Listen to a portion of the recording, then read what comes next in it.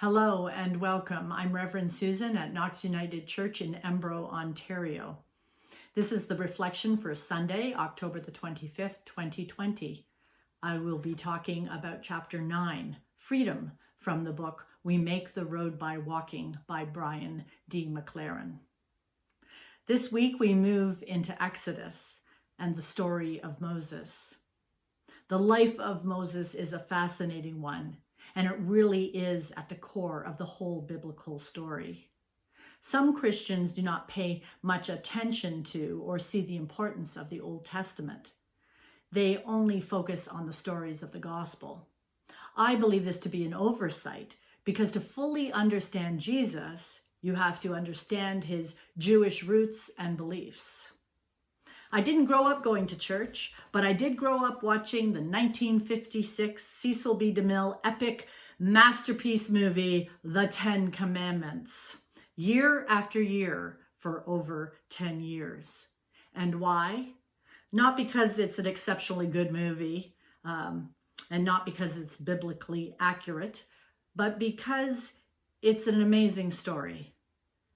Maybe some of you younger folks were raised on watching Disney's 1998 movie, The Prince of Egypt. As I refresh your memories in the telling of the story of Moses, we will hear some essential themes that we will in fact be able to relate to. This ancient story is full of relevance for today. The end of Genesis is marked by the story of how Joseph, once hated and sold into slavery by his brothers, becomes the Pharaoh's right-hand man. Joseph goes on to save the Egyptians and his brothers, now refugees in Egypt, from starvation during a famine. That's how the descendants of Abraham, known as the Hebrew people, end up in Egypt. As refugees, they were enslaved by the Egyptians, but they did grow in numbers as promised by God. And the Pharaoh at that time of when the story of Moses begins didn't know Joseph or remember the story of Joseph or acknowledge the saving works of Joseph. And he was afraid that these Hebrew slaves were becoming too numerous and beginning to outnumber the Egyptians. He feared that one day they might overtake the Egyptian control. So the Pharaoh began a campaign of genocide and decreed that all male babies born to the Hebrew slaves be thrown into the Nile to drown. The United Nations Genocide Convention defines genocide as acts committed with intent to destroy, in whole or in part, a national, ethnical, racial, or religious group. Many years ago, when I was a young girl and first heard this part of the Moses story, I believed it to be the stuff of ancient history. Little did I know that genocide would be something that continued to happen in this world throughout my lifetime.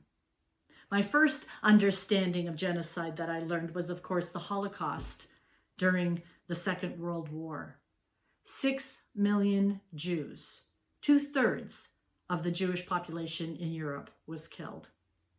Since then, the genocides during my lifetime, some of which are still taking place today, happened in Cambodia, Bangladesh, Rwanda, the Congo, Sudan, Uganda, Iraq, Indonesia, Somalia, Guatemala, India, Burma, Bosnia, Syria, and Zimbabwe. And it's hard to imagine that right here in Canada, the genocide of Canada's Indigenous peoples still goes on in the year 2020. Slowly but surely, there has taken place widespread missing and murders of Indigenous women. Right now, in Canada, in our lifetime, as I speak, missing and murdered. This is not the stuff of ancient stories. This is part of our story. This is not the story of freedom, but a story of oppression and genocide.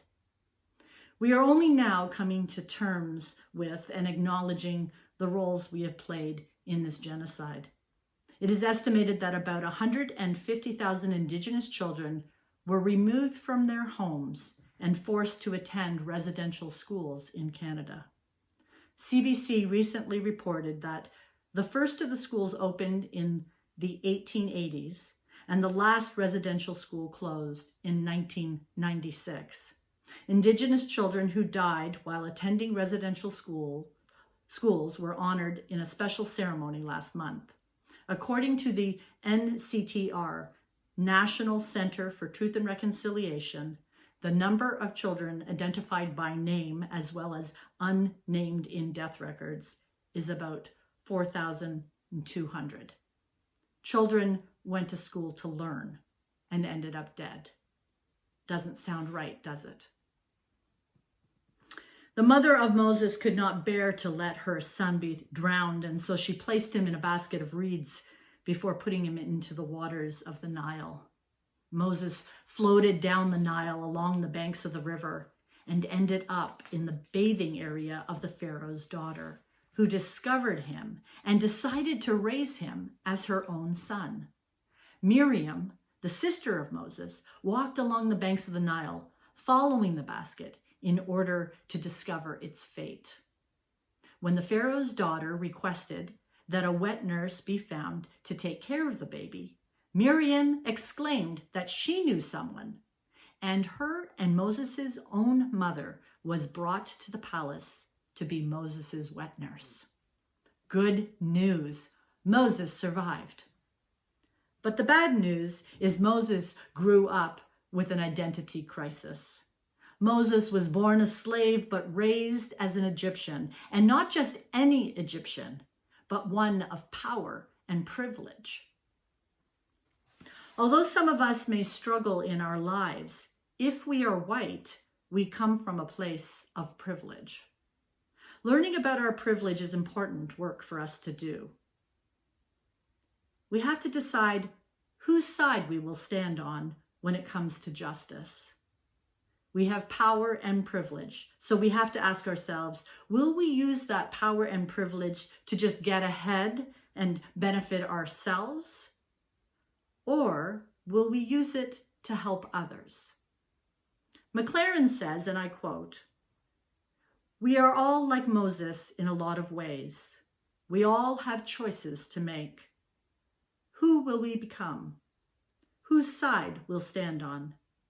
Whether we'll give up after our failures and frustrations, whether we'll have the faith to get up and keep moving forward when we sense God's call. Life may not be easy, but it sure can be an exciting path to walk if we grow through life with God." End quote.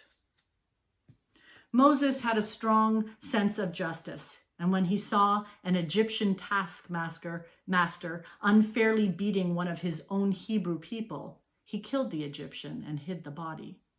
And the next day, he saw two of his own people quarreling, and he tried to stop them from fighting, but they didn't trust him, and they asked if he was going to kill them too. Moses became afraid of the consequences of his murder of the Egyptian and escaped to the land of Midian. Moses came to a well where the 7 daughters of the Midian priest were drawing water, and he saw them being driven away by some shepherds, and he stood up in their defense. When the Midian priest heard of Moses' actions, he was grateful and welcomed Moses into his home.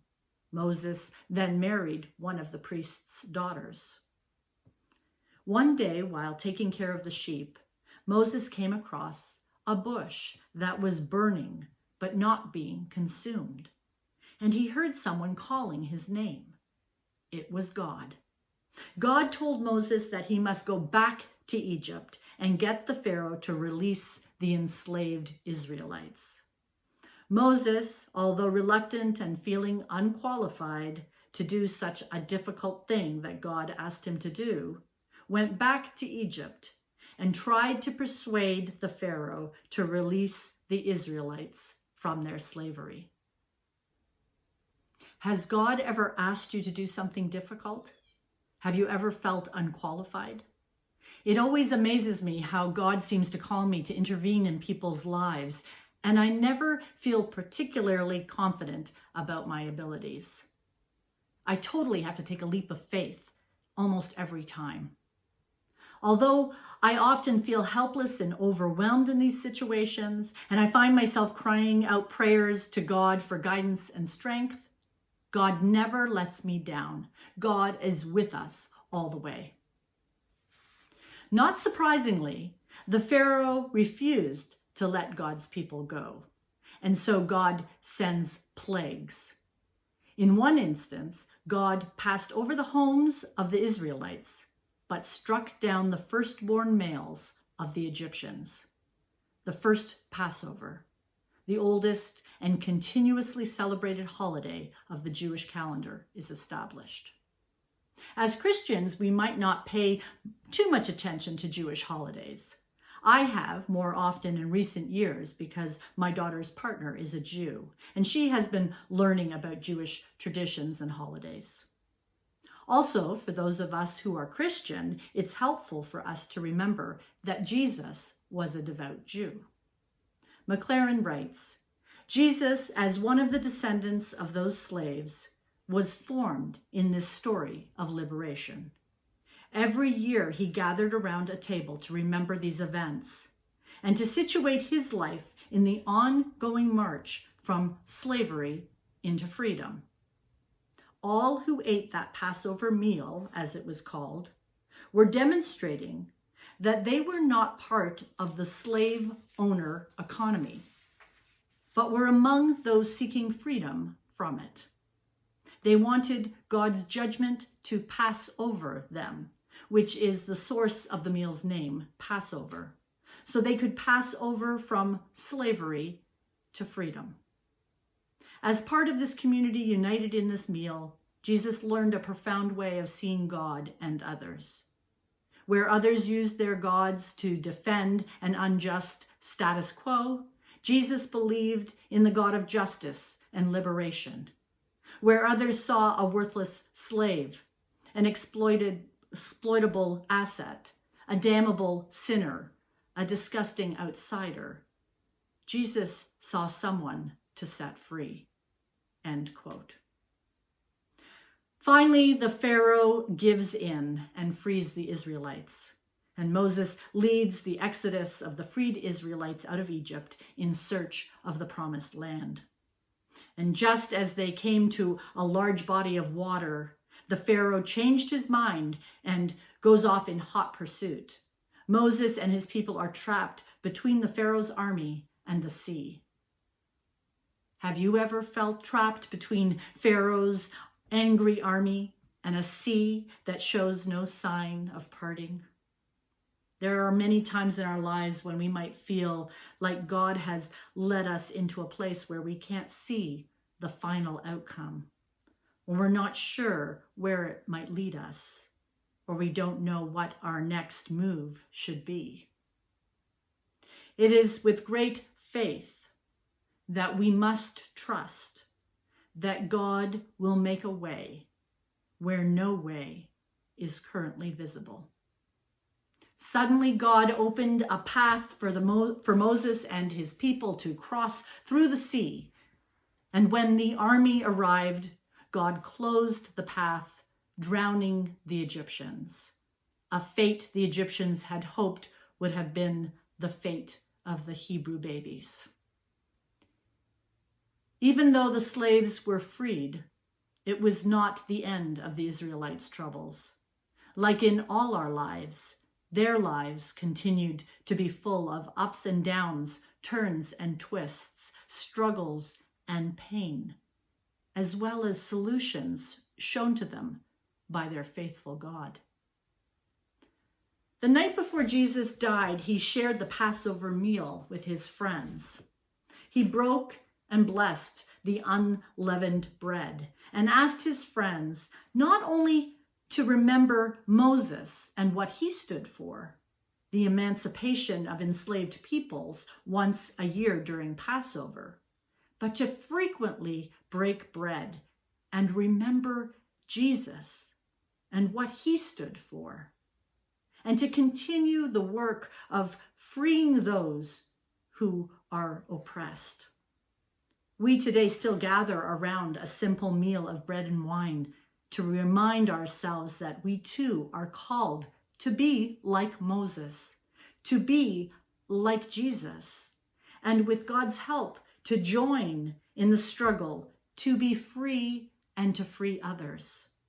As McLaren writes, and I quote, "That's what it means to be alive in God's story of creation and non-violent liberation. It's a road into the wild, a road we make by walking." End quote. Thanks be to God. Amen.